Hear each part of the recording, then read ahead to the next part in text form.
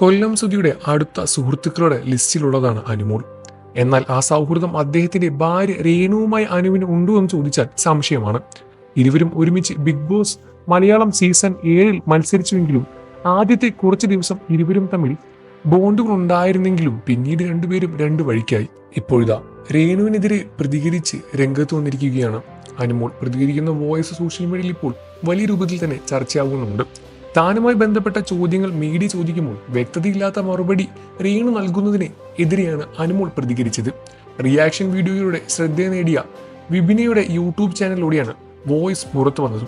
രേണുവിന്റെ പ്രശ്നം എന്താണെന്ന് തനിക്ക് മനസ്സിലായിട്ടില്ല എന്നാണ് അനുമോൾ പറഞ്ഞത്.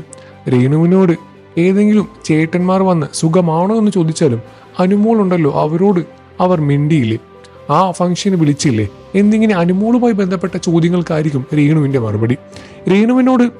രേണുവിന്റെ കാര്യങ്ങൾ ചോദിച്ചാൽ മറുപടി നൽകുന്നത് അനുമോളുമായി ബന്ധപ്പെട്ട കാര്യമായിരിക്കും. ഉറക്കത്തിലും രേണുവിന് അനുമോളുടെ പേര് മാത്രമേ ഉച്ചരിക്കുകയുള്ളൂ.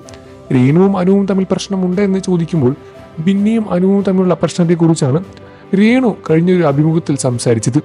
അനു ഒരു പരിപാടിക്ക് പോകുന്നില്ലത് തരത്തിലാണ് രേണുവിന്റെയും മറുപടി. മുമ്പും ഇത് ഞാൻ ശ്രദ്ധിച്ചിട്ടുണ്ട്. മീഡിയ എന്തെങ്കിലും ചോദിച്ചാൽ അനുമോളെ നെഗറ്റീവ് അടുപ്പിക്കാൻ എന്നതുപോലെ എന്തെങ്കിലും എടുത്തിടും.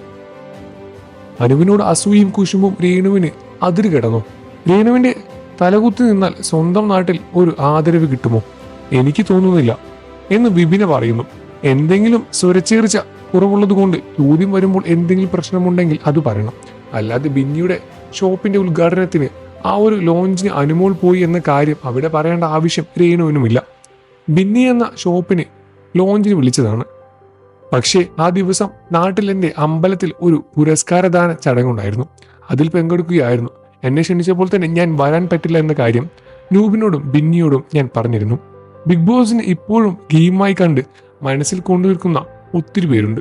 അത് എന്തിനാണെന്ന് എനിക്ക് മനസ്സിലാകുന്നില്ല. ഇതിന്റെ പേരിൽ സമയം കളയുന്ന ഒരുപാട് പേരുണ്ട്. അവരോട് എനിക്ക് ഒന്നും പറയാനില്ല. രേണു ചേച്ചിയുമായി എന്തെങ്കിലും പ്രശ്നമുണ്ടോ എന്ന് ഒരുപാട് പേര് എന്നോട് ചോദിക്കുന്നു.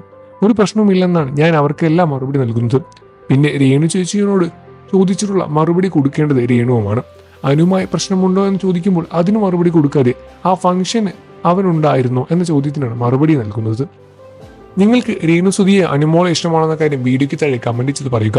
വാർത്തകളും വിശേഷവും എത്രയും പെട്ടെന്ന് അറിയാൻ നമ്മുടെ വീഡിയോ ഒന്ന് ലൈക്ക് ചെയ്ത് ചാനൽ ഒന്ന് സബ്സ്ക്രൈബ് ചെയ്ത് സപ്പോർട്ട് ചെയ്യണേ ഫ്രണ്ട്സ്.